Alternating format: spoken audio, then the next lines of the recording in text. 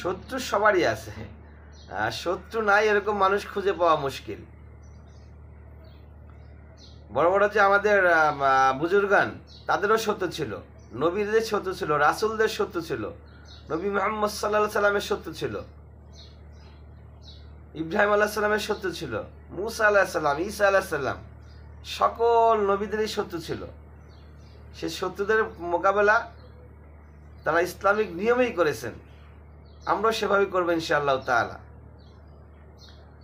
হিংসা করা যাবে না, অহংকার করা যাবে না। হিংসা, যার ভিতরে যারা পরিমাণ হিংসা আছে, সরিষার দানা পরিমাণ হিংসা আছে, সে জান্নাতে প্রবেশ করবে না। কে বলেছেন? নবী মুহাম্মদ সাল্লাল্লাহু আলাইহি সাল্লাম বলেছেন। তো হিংসামি করে, শত্রুতামি করে আমি জান্নাতে যেতে পারবো না। জান্নাতে যাওয়ার জন্য আমাকে ফ্রেশ থাকতে হবে, একবারে সম্পূর্ণভাবে ফ্রেশ যদি আমি থাকতে পারি, হালাল মুক্ত, হারাম মুক্ত, সুদ মুক্ত, ঘুষ মুক্ত, সৎ নিষ্ঠাবান, তাহলে আমি জান্নাতে যেতে পারবো। অন্যকে ভালোবাসতে হবে, বন্ধু বান্ধব, আত্মীয় স্বজন, পাড়া প্রতিবেশী, এদের প্রতি যদি আমার ভালোবাসা না থাকে, আমার চাকরিজীবী কলিগদের প্রতি আমার ভালোবাসা না থাকে, তাহলে আমার জন্য জান্নাত নাই।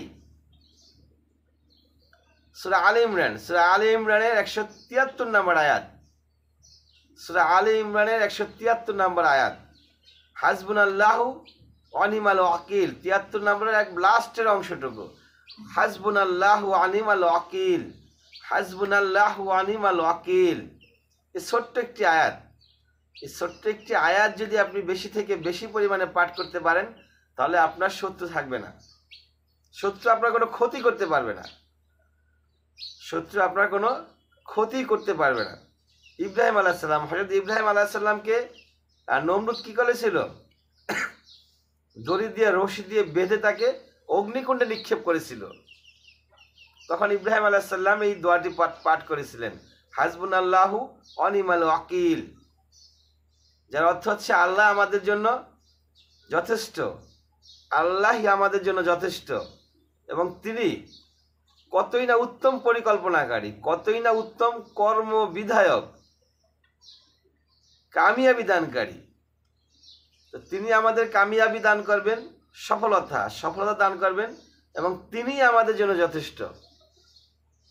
শত্রুর মোকাবেলা যখন পড়বো, কোনো শত্রু আমাকে অ্যাটাক করে ফেলবে, আমাকে ধরে ফেলবে, নিয়ে যাবে, বেঁধে ফেলবে, এই করবে, সেই করবে, কত কিছু করবে, তখন আমরা জাস্ট হাসবুনাল্লাহু ওয়া নি'মাল ওয়াকিল, আল্লাহই আমার জন্য যথেষ্ট, আর তিনি সর্বোত্তম, কতই না সুন্দর পরিকল্পনাকারী, কর্মবিধায়ক, কামিয়াবি দানকারী। এই জিনিসটা আমার অন্তর থেকে আমি বিশ্বাসের সাথে বলবো, তাহলে কোনো শত্রু আমার কিচ্ছু করতে পারবে না ইনশাআল্লাহ।